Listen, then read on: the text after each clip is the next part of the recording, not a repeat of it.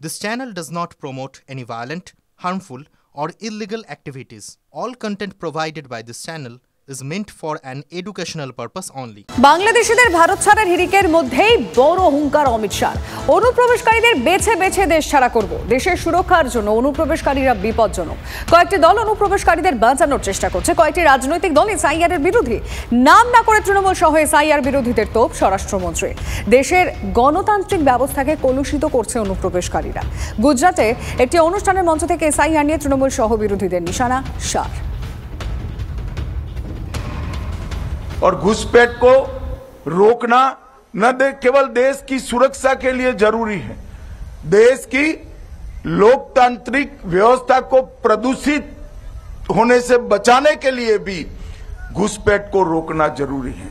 मगर दुर्भाग्य की बात है, कुछ राजनीतिक दल एक घुसपैठिया हटाओ का जो अभियान है इसको निर्बल करने में लगे हैं।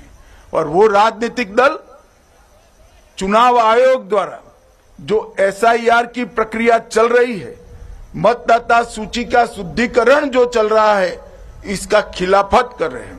मैं आज इस हीरक जयंती समारोह में बहुत स्पष्ट करना चाहता हूं कि हम इस देश में से एक एक घुसपैठिए को चुन चुन कर बाहर निकालेंगे। ये हमारा प्रण है। इस देश के किसी भी राज्य का मुख्यमंत्री कौन हो, देश का प्रधानमंत्री कौन हो, वो निर्णय केवल और केवल भारत का नागरिक कर सकता है। देश निरापत्ताहीनताते भुगছে, এটা তো সত্যি। আর যদি আগাম জানা যেত তাহলে পরে এই আতঙ্কবাদীরা পেহেলগাঁওতে ঢুকে পর্যটকরা মারা যেত না, ভারতীয় পর্যটক। আবারও দিল্লিতে এরকম বোম ব্লাস্ট হতো না। তার মানে দেশের বর্ডার্স গুলো ঠিকমতো ওখানে নিরাপত্তা দেয়া হচ্ছে না, আপনার নজর এড়িয়ে যাচ্ছে সেখান থেকে। আর আপনি বাংলার দিকে একটা ইঙ্গিতটা ছেড়ে দিলেন। মমতা বন্দ্যোপাধ্যায় একটা চিঠি দিয়েছেন চিফ ইলেকশন কমিশনারকে, সেই মর্মেই চিঠি দিয়েছেন যে এসআইআর নিয়ে তো তাড়াহুড়ো কিসে। বাংলাকে কবজা করার এই চেষ্টা আপনার রাজনৈতিক লড়াই নয়, আপনি কবজা করতে চান এবং কবজা যেন তেন প্রকারণে। আপনার কাছে কি এই মৃত্যু যেগুলো হলো, সেই পরিবারের কান্না, সেই পরিবারের কষ্ট স্পর্শ করে না, পৌঁছয় না আপনার চোখ অবধি? আপনি কানে সেটাকে শুনতে পান না? আপনার হৃদয়ের মধ্যে ব্যথা হয় না? দেশের স্বার্থে যেটা সঠিক কাজ সেটাই তো দেশের স্বরাষ্ট্রমন্ত্রী বলবেন।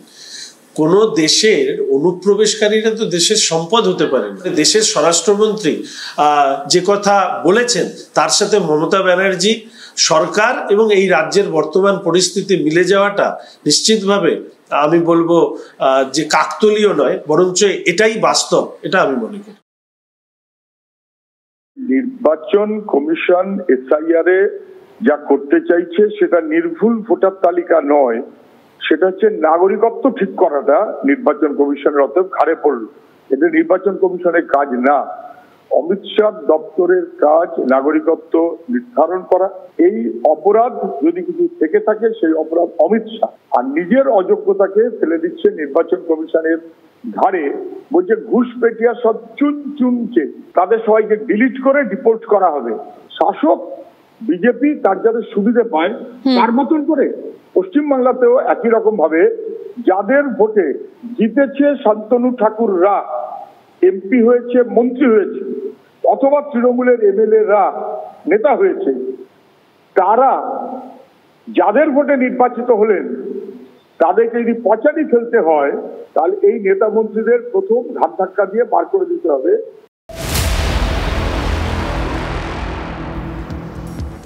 এসআইআর আবহে অনুপ্রবেশ ইস্যুতে সুর চড়াচ্ছে বিজেপি। ডেপুটি নির্বাচন কমিশনার জ্ঞানেশ ভারতীর সঙ্গে কথা শুভেন্দুর।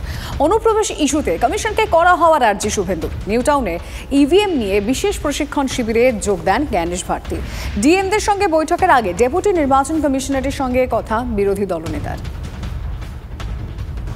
পুরো ম্যাপ পয়েন্ট করে আমরা এখানে জ্ঞানেশ ভারতীকে দেখিয়েছি যে কিভাবে দেশের সর্বনাশ এই মমতা ব্যানার্জির নেতৃত্বে তার প্রশাসন কিভাবে পশ্চিমবাংলার ডেমোগ্রাফি বদলে দিয়েছে। আপনি তো ট্রু ইন্ডিয়ান, যে দলই করেন, যে ধর্মই মানেন না, আপনি আপনার দেশের এই সর্বনাশটা চান। এটা করেছে মমতা বন্দ্যোপাধ্যায় এবং তার প্রশাসন। আমরা বলেছি যে এদের নাম কাটতে হবে, সাথে সাথে হিন্দু শরণার্থী এদের নাম তোলার ব্যবস্থা রাখতে হবে। যারা সিটিজেনশিপে আবেদন করবে, আপনাদের দায়িত্ব, আপনারা কার সঙ্গে টেক আপ করবেন, কোর্টে টেক আপ করবেন না ভারত সরকারের সঙ্গে করবেন কি অন্য কি করবেন, আপনাদের দায়িত্ব। কিন্তু আমরা হিন্দু শরণার্থীদের নাম তুলতে হবে এবং অনুপ্রবেশকারীদের একটা যাতে নাম না থাকে আমরা বলেছি। আচমকাই লক হয়ে যায় গাড়ির স্টিয়ারিং, নিয়ন্ত্রণ হারিয়ে রাস্তার পাশে দাঁড়িয়ে থাকা একের পর এক ব্যক্তিকে ধাক্কা অ্যাপ ক্যাবের। 7 সকালে ইকো পার্কের সামনে ভয়াবহ দুর্ঘটনা, জখম হয়েছে 6 জন। গাড়িটি বিমানবন্দরে যাওয়ার সময় দুর্ঘটনা ঘটে। অতিরিক্ত গতি নাকি যান্ত্রিক ত্রুটি, কি কারণে এই দুর্ঘটনা ঘটেছে সেটাই পুলিশ খতিয়ে দেখছে।